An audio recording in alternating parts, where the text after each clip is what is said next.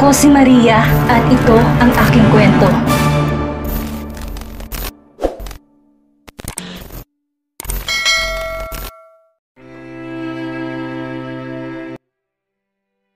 While Dark stepped down as the CEO of OGC, Dustin still checks on him from time to time since that's what Miss Margo wants. Kaya nung nalaman nito mula kay Secretary C na may planong i-acquire ng malaking kumpanya si Dark, agad tong nagtanong kay Dark, ngunit ang sagot lang ng boss, magandang plano ito. Dustin investigated what happened that made him to do this decision, and he found out that Joseph and the son of the owner of Geronimo Technology had a row. Doon na siya nag-report kay Marga. Akala niya magugulat ang babae pero hindi. Do you know what Wayne did yesterday? He punished that guy and made him have a trip to the hospital. Umawang ang bibig ni Dustin. Bakit parang may mas alam si Miss Marga sa kanya? Dito na nagkwento si Marga kay Dustin na mukhang clueless pa rin sa nangyayari. Wayne went to a hot spring resort yesterday. You know who accompanied him? It's not Joseph Bayeta. He's with a woman. Akala ko ba boyfriend niya si Joseph? Nagtatakang ani Dustin. Sinulyapan siya ni Marga at napabuntong hininga ito. Now I understand why Wayne always wants to bully you. Nung sumama si Wayne sa team building, babae ang kasama niya, pero naging ka-roommate niya ang anak ni Don Arturo. You got it wrong and Wayne took advantage of it. Yung babaeng kasama niya, empleyado ng OGC na under ni Joseph. Siya si Ira Marie Gonzaga. My girlfriend si Sir Wayne? Pero hindi ba't boyfriend niya si Joseph? Two-timer siya? Hinilot ni Marga ang nananakit na ulo at naiinis na sinulyapan si Dustin. God, this man and his brain, goodness. He's not with Joseph, okay? He's just paving the way for the girl that once he introduces her to us, will still be grateful that he's dating a woman and not a man? Pero bakit ganun, Miss Marga? May mali ba sa bago niyang girlfriend ngayon at imbes ipakilala sa inyo, ginawa niya pang magpanggap na dinedate si Joseph? Marga shook her head but didn't try to explain things to Dustin. Nagpakawala ito ng buntong hiningang muli at hinarap si Dustin. Do what Wayne wants to do. Siya rin naman ang magmamayari ng OGC sa tamang panahon. Also, don't tell him that I already know about Miss Gonzaga. Tumango si Dustin at lumabas ng office ni Marga. Naiwan si Margang mag-isa na malalim pa rin ang iniisip. Paulit-ulit niyang pinatunog ang daliri sa solidong mesa bago kinuha ang cellphone at tawagan ng lolo. Grandpa, Wayne is dating a woman and not Joseph Bayeta? I know that, Marga. Ako ang nagpalaki kay Wayne, kaya kilala ko siya. Maisip niyo palang na gawin, alam ko na kaagad. Una pa lang, hindi na ako naniniwala na karelasyon niya ang anak ni Arturo. Pero Grandpa, this is Miss Gonzaga. She's just a commoner. The old man snorted on the other line.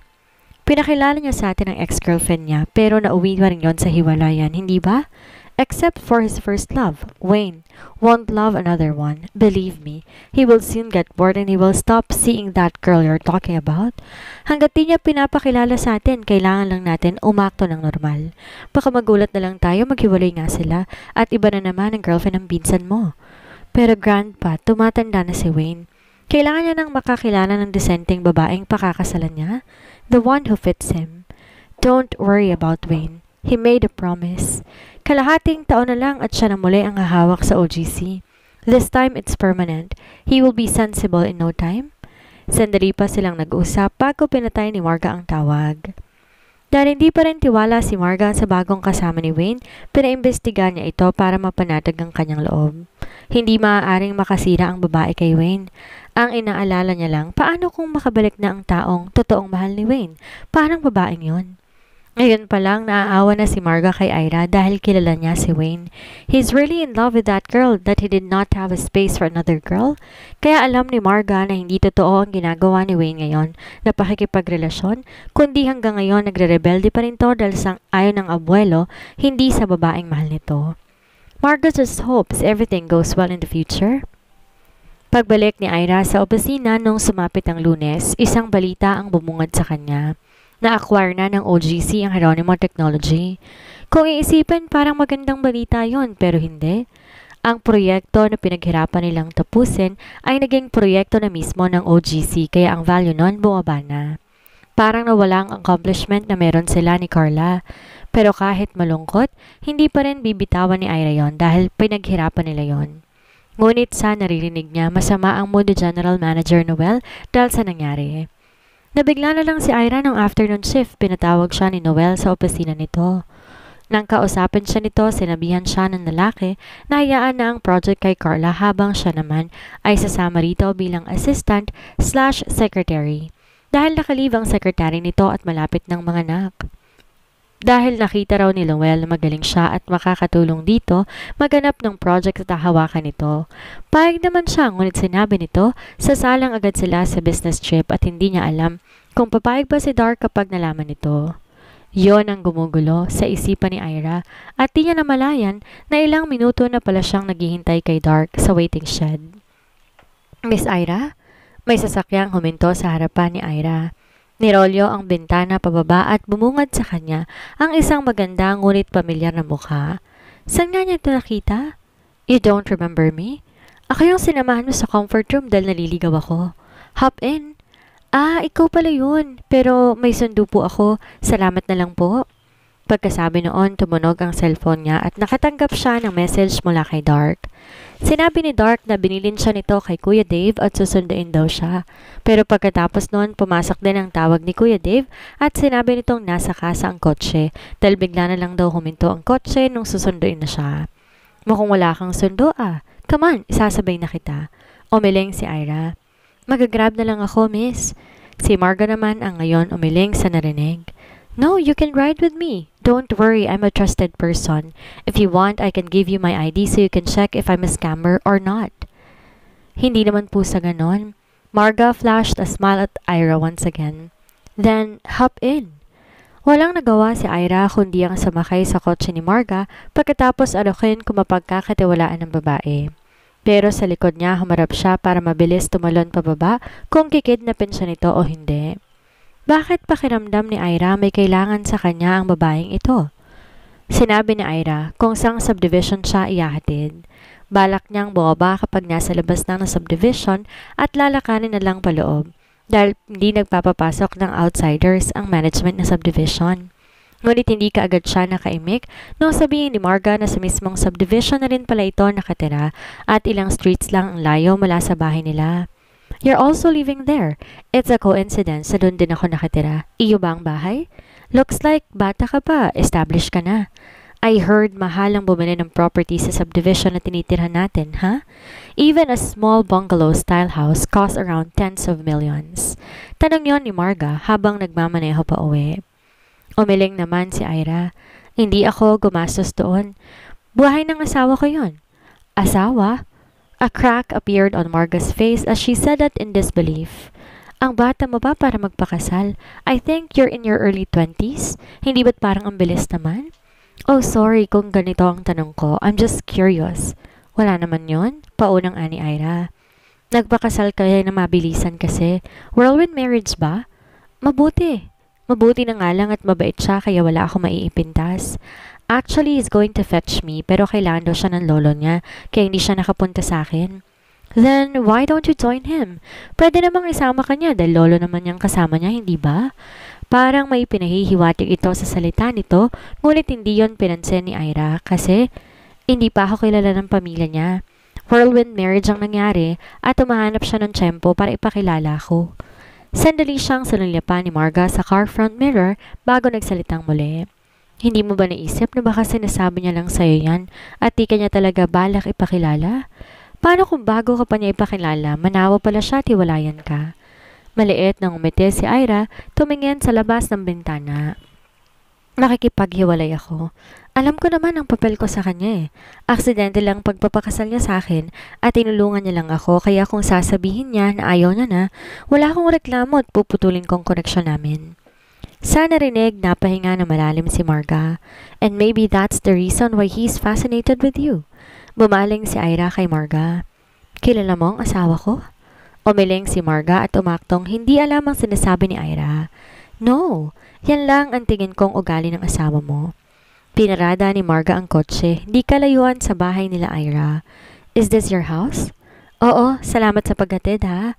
Teka, hindi ko pa pala nakukuha ang pangalan mo para magpasalamat. I'm Marge. Salamat, Marge. I'm a few blocks away from your house. Nasa Acacia Street ang bahay ko. You can visit me there if you're free.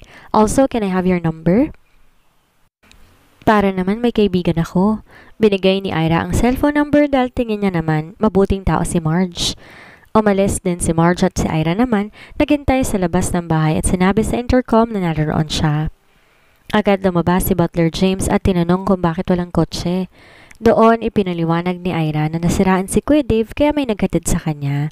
Napagsabihan tuloy siya na hindi dapat sumasabay kung kanino at paano kung napahamak daw siya.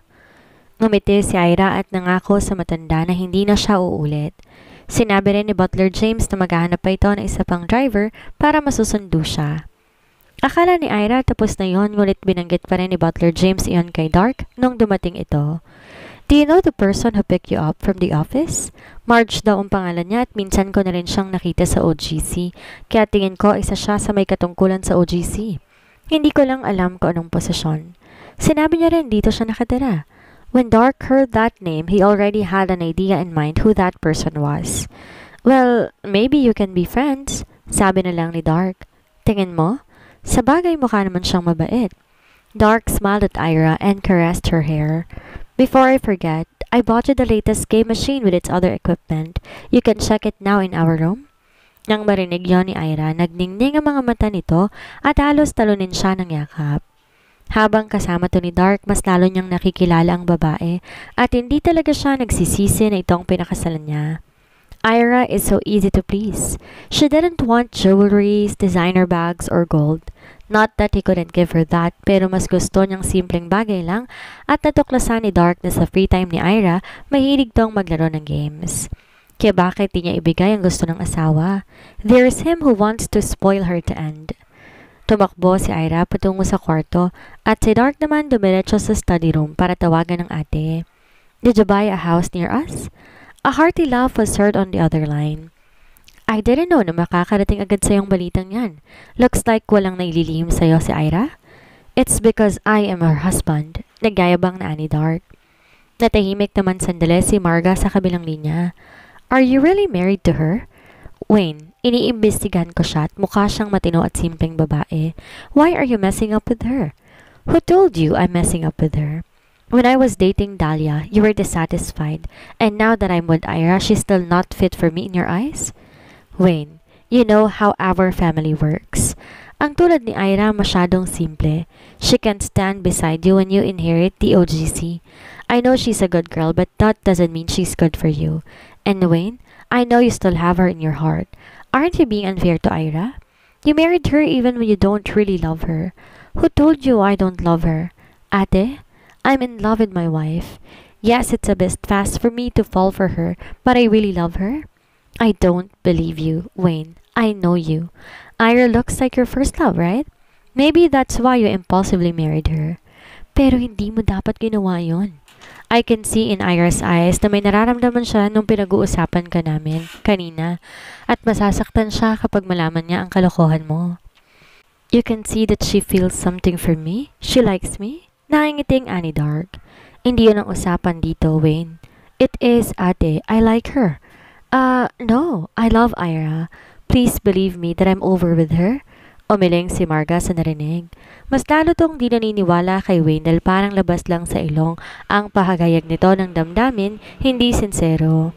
Kilala niya ang pinsan at alam niyang di pa to nakaka-move on sa first love nito, and Ira is just a rebound. Nagising si Ira na wala na si Dark sa tabi. Noong tanungin si Butler James kung nasaan ito, sinabi ng matanda na may inaayos na naman ito. Nung nakita ni Butler James na kailangan niya ng paliwanag, doon ito nagsabi na maraming investment si Dark at kahit hindi tahasang nagmamanage ng business, pinupuntahan pa rin ni Dark ang mga negosyo nito kapag gusto nitong sumilip. Naganda na lang siyang pumasok at katulad ng dati, pinaganda siya ng baon na breakfast ni Butler James. Nung dumating sa opisina, agad siyang na-notify na pumunta sa office ni Manager Noel. Pack your things up because we're leaving this afternoon. We're going out of town for a business trip. Sir, ba't parang ang bilis naman? Hindi pa po ako handa? Blankong tingin ang binigay sa kanya ni Noel. Time is gold, Miss Gonzaga. What else is there to prepare? Wala kang anak na kailangan asikasuhin, hindi ba? Pero sir, hindi pa ako nakakapagpaalam sa asawa ko. Dumilim ang mukha ni Noel nung narinig ang sinabi ni Ira. And this is the reason why companies don't usually hire a married person or those who have a child. If you are still reluctant to part with your husband, go to the HR and file for resignation. No one will stop you, Miss Gonzaga. Nabigla si Ira at agad na humingi ng tawad. Sorry sir, mag-aayos lang po ako ng gamit. Leave. We are leaving after lunch. Nang makalabas ng opisina si Noel. Pumunta si Ira sa CR at tinawagan ang cellphone ni Dark dahil kailangan niya tong sabihan. Agad namang may sumagot sa kabilang linya. Hello Kev, who are you? Binaba ni Ira ang cellphone at tinitigan kung tama ba ang number na tinawagan niya. Na makitang numero nga ni Dark, binalik niya sa tenga ang cellphone. Sino tong kausap ko? Cellphone to ni Dark, hindi ba? Ikaw ang sino? Why are you calling this phone? Me? I'm his girlfriend. Wait, you're registered on his phone as Dum-Dum. What is that supposed to mean? Anong girlfriend? Paano nagkaroon ng girlfriend si Dark? If I am not his girl, why am I using his phone? Leila, you're using my phone again. Kilalang kilala ni Ira ang boses na yon dahil boses yun ni Dark. Nanlalamig ang pakiramdam niya at hindi kaagad nakahinga dahil sa narinig. Baby, you're being mean to me. You should be nice. Habang nakikinig si Ira, nananakit ang bandang puso niya. Parang pinipiga iyon at nahirapan siyang huminga. Mas lalong nakadagdag sa sakit na nararamdaman niya nung di niya narinig na itanggi ni Dark ang pagtawag ng babae dito ng baby. Namatay ang tawag, ngunit tulala pa rin si Ira. Di niya namalayan na basa na pala ang pisi niya ng luha na panay ang tulo mula sa mga mata niya. Ira, ikaw ba ang nandyan sa cubicle? Agad pinunasan ni Ira ang mukha at inayos ang sarili. Nag-flush siya ng inidoro kahit di naman ginamit yon bago siya lumabas ng cubicle. Rhea, gagamit ka ba? Hindi, nakita ko kasi na matagal ka na sa loob. Akala ko kung ano nang nangyari sa'yo. Ngumiti si Ira at nagugas na lang ng kamay para hindi maging awkward ang usapan. Pinilit niyang ayusin ang sarili para walang makahalata na may mali bago siya lumabas ng comfort room. Bakit ka raw pinatawag? May sinabi sa'yo si Manager Noel? Tanong ni Carla. Mamaya na raw yung out-of-town business at dahil ako yung assistant, kasama niya ako. Ha? Ba't biglaan naman? Agad-agad? Sobrang nagmamadali naman si Manager. Nakapagpaalam ka na ba kay Bayaw? Baka hanapin ka niya kung di ka magsasabi. Nagsalubong ang kilay ni Ira. Sino nagsabi na kailangan ko magpaalam sa kanya? Kargo kong sarili ko. Hindi ko kailangan ng opinion niya, no? Padabog na nagsalansa ng gamit si Ira bago umalis dahil mag-aayos siya ng bagahe. Nakangiwing nakatitig sa kanya si Carla at nagtataka ang kaibigan niya dahil hindi nito alam kung anong nasabi nitong masama na nagpasama ng mood ni Ira. May nasabi ba akong mali? Lumingon si Ira sa kaibigan at umiling tapos ay bumuntong hininga. Wala, Carla. Sorry kung parang naiinis ako ha. Hindi ako galit sa'yo. Ayos lang. Feel ko dahil yan sa biglaang notif ni manager sa'yo. Ingat kayo sa biyahe ha? Dumating si Ira sa bahay at mabilis siya nag-empake ng damit. Sinabihan niya rin si Butler James na may urgent out-of-town business siya para hindi ito mag-aalala. Tinulungan siya ni Mia na isa sa mga kasambahay. Nilagay ang gamit sa trunk ng taxi na inarkila niya. Nang maayos ng lahat, nagpaalam na siya at lumulan sa taxi. Nung makalabas ng taxi na subdivision, may nadaanan silang pamilyar na kotse na papasok naman ng subdivision. Bukas ang bintana noon, kaya malayang natatanaw ni Ira ang babaeng nakaupo sa passenger seat habang nagmamaneho naman si Dark. Napako ang mga mata ni Ira sa kanilang dalawa at halos suminto ang paghinga niya nung ilapit ng babae ang sarili kay Dark na hindi niya alam kung yayakap ba sa lalaki o hahalik. Agad na nangilid ang luha sa mga mata niya at nag-iwas siya ng tingin dahil hindi niya na makayanan na tagpo.